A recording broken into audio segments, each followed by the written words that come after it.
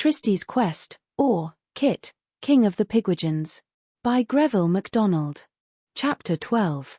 Pigwidgeon Lore, Gallybird's Hole, a jumbled yell song, King Parsnip's tragic descent from the throne and melancholy end. As these foam-like fairies sang, they gathered close together beneath the skylight where the star shone brightest. Still singing, they piled themselves up in a heap. It was not at all easy for Kit to see how they did what followed, because the light was so dim and his attention was all given to the pretty song. Certainly the little people, all now glowing with a rosy, transparent light that made them quite individual, climbed up one on top of the other till they reached the window in the roof, now open once more. Soon their separate distinctness faded away, perhaps themselves were gone. But they left the work of their hands behind them in the form of a pearly ladder, standing in a dim rosy light. "How kind you are, good fairies," said Kit. "Aren't they, Curdie? But I almost think, I ought to go back to bed." "Come along, Curdie, we will." But in Fairyland there is no going back. They trudged along, but it was upon the green road with the bouncy ways that did not go home. Curdie went a little ahead, and saved his young master much of the difficulty he had found on his former expedition. Curdie began to sniff and poke his nose along the ground for some distance before they reached the thicket where Crickety had pounced upon Kit. Soon Kit knew why he sniffed. It was that everlasting peppermint again. Won't he ever get through it? Kit asked himself as they reached the thicket and saw Crickety sitting disconsolate and working his jaw about. Crickety did not pounce this time. He looked tired and began to talk as if they had never parted. "Not if I suck it till doomsday," the ugly thing wearily mumbled, in answer to Kit's thought. He was certainly much thinner, so that his buttons and stripes hung down quite loosely. "The teeth do get so mixed up with it that I'm sick of the whole guzzly business." "Throw it away then," said Kit. "What? And let King Parsnip get it?" "Never," replied the Pigwidgeon. "Says he must have a bull's eye or a boy's eye. Oh, he's a guzzly parson, he is. He's the king too, and he'd stick to my peppermint as sure as he's stuck on the throne. But what does he want my eyes for?" "You never told me when I asked you before," said Kit, standing with his hands behind him, while Curdie sat down and barked in jerks, though very softly. "Because it's the law, of course," replied Crickety, with a sigh. "Then it's a wicked law, and I don't believe it," exclaimed Kit, instantly serious. Curdie now whispered a low growl.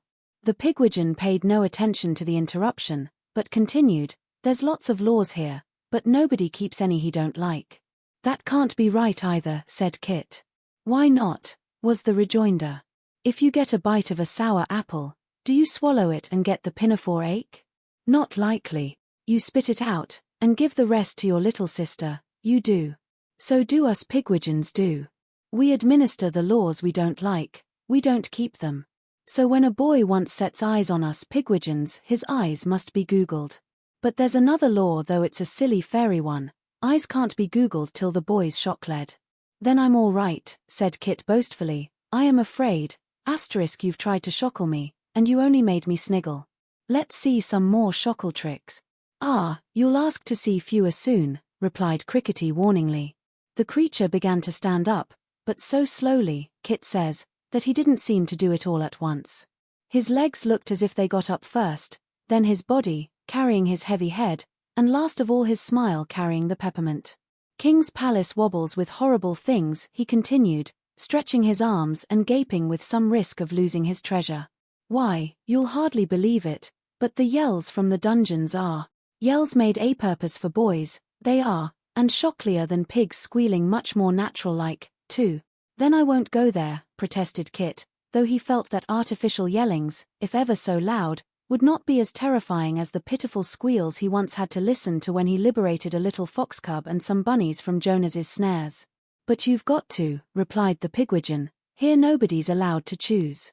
"Except you, I suppose," said Curdie, chuckling, "and you only choose peppermint." "What's the matter with you?" asked Crickety, turning insolently to the dog. "What do you want?" But Curdie was too sweet-tempered to be ruffled. He only murmured, "Dog wants but little wag behind, nor wants that little long." But the boy, always willing to be kind and polite, said quite cheerily, "Right you are. I don't mind coming much." "Then," continued Crickety, in a slabbery sort of whisper, Worst of all, there's the creaky cart. Why, if I saw that, I'd be done for. At this moment the grotesque creature looked terribly afraid. He stopped chewing and turned a somersault, so that, for a moment, Kit couldn't see which end of him he was sitting on. Then, recovering himself with a jerk, Crickety looked over his shoulder as if he heard something fearful coming up behind him. He hissed hoarsely, "Did you hear a creak?" But Kit had heard only the rustle of leaves and a nightingale singing and a sweet sound like water running through rushes and over shining pebbles. As soon as Crickety was nearly himself again, he got on to his feet stiffly, and declared they must be getting on, because all the others were waiting. So the three trudged along, Curdie coming up behind and looking rather miserable, as if he came only because his little master might need him. The road rapidly widened and became rougher, some of the furrows being so deep that Kit had to jump across. There was one that Crickety, being much smaller and now really tired, could not jump. Yet he managed splendidly. He opened his smile as wide as he dared, then, as if there were a hinge at the back of it, doubled his head's top half so far back that he was able to catch his top teeth in his heels. But he was so stiff, with only the rusty spring of the rat trap for a backbone, that it was all he could do to reach his heels. Nevertheless, when he suddenly let go, the recoil shot him across the chasm and landed him panting on the other side. There he sat for 2 minutes holding his hands to his mouth, as if in an agony of toothache. Then he threw away about half a dozen teeth and seemed a bit better. Even Curdie was sorry for him. "Cheer up, sir," he said, "there's as good teeth in the gums as ever come out of them." They were now arrived at the trunk of the tree. A little to the right of the place where the branch, along which they had been walking, joined the trunk, was a great raised circle looking like the crater of a volcano, though of course on the side of the trunk. Here at one time or another a bough had been lopped off, the wood had become rotten, and a woodpecker, or gallibird, as we call it in Sussex, had dug out its burrow. Into the dark cavern the pigwidgeon climbed. Kit was for following, but drew back not because of what he saw, but because the malodorous air made him almost afraid. Country boys all know how evilly a woodpecker's nest stinks, almost as bad as a kingfisher's, but this hole was even worse. So horridly musty indeed was it, that, had not Crickety looked back and exclaimed, "Shock-led, by snouts," Kit feels sure he would have turned and run from it and the peppermint odor together. As it was, he followed his leader. Curdie, though his black nose went sniffing and twitching about, did not seem to dislike it, and Kit then felt that what Curdie did not mind, he himself ought to bear.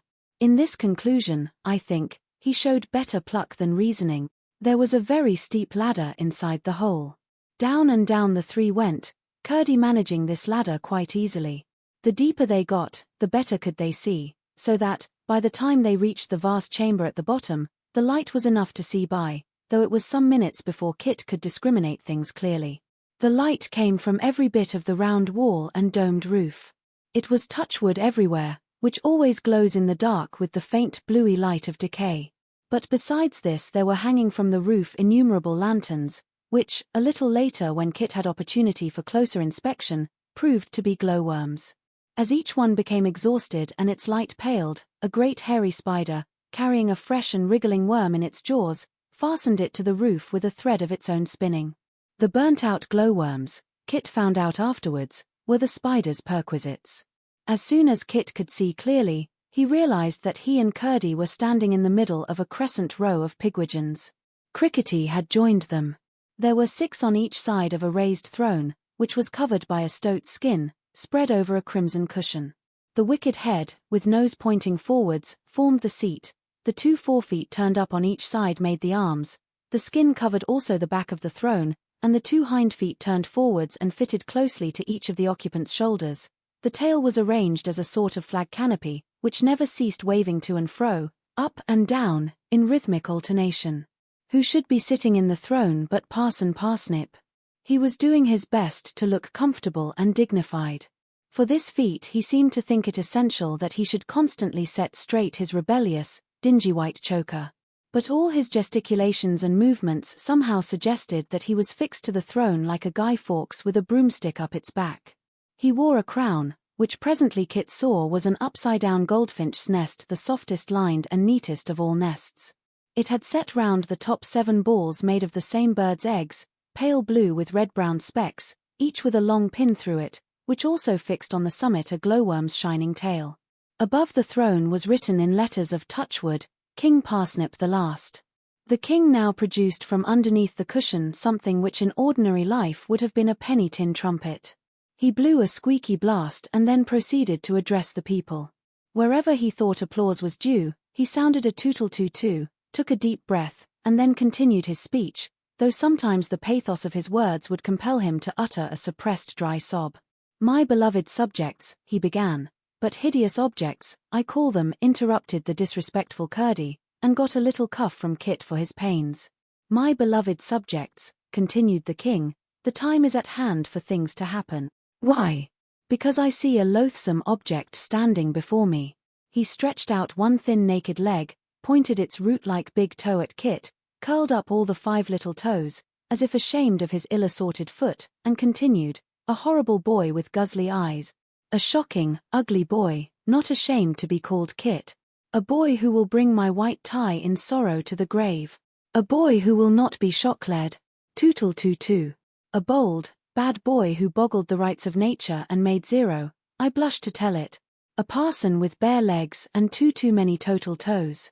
Tootle-too-too.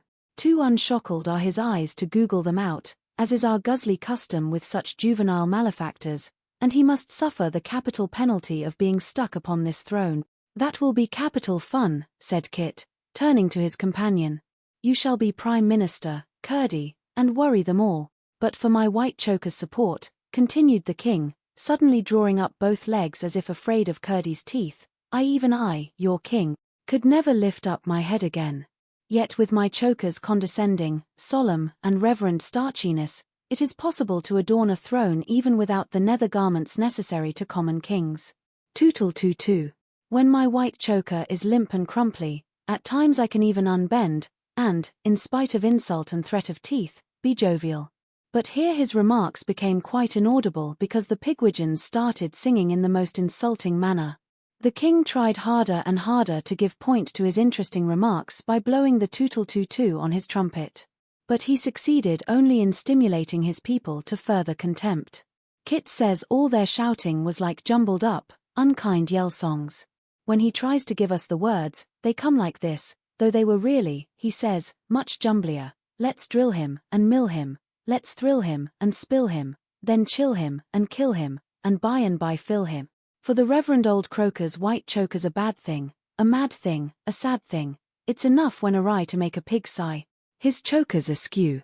And in 2 crooked rows too many by 2 is his total of toes. We'll slang him, and wrangle him, we'll bang him, and strangle him, then hang him, and dangle him. When sufficient we've swang him. We'll howl and harangue him. The church bells shall clang, shall wrangle, shall jangle, the while we untangle, and finally flat mangle, and starch and newfangle, as prim as a pie, his white choker tie. Though his tie's good as new, still, his legs have no hose, and too many by 2 is his total of toes. Let's stroke, and invoke him, then poke, and provoke him, and staily old joke him. There's plenty to choke him, raw sawdust, chopped straw dust, old law dust, apple core dust, old score dust, flue floor dust, cockshaw dust, henclaw dust, chaffchaw dust, kickshaw dust, big swore dust, and more and still more dust. Fulfill him we must till he stretches his crust, and falls biting the dust. Oh, the poor fella's bust. Legs, beat black and blue, look neat without hose. Can't we trim off just 2 of his total of toes? But the king, in his efforts to believe that the rude words were kindly meant, nearly burst himself with his tin trumpet blasting. He fell from the throne with such a wriggle that his white tie caught in one of the stoat's hind feet and proved a very literal choker. They cut him down and set him up again. They tootle-too-dee the tin trumpet into his snail-shell ears. But it was too late, and he fell upon his face, dead.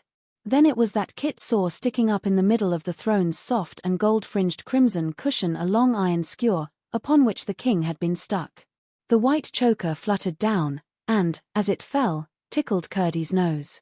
"Tie untied tarries for no man," said the wise dog, twitching his nostrils. Then he hung his tongue out to dry. End of this chapter.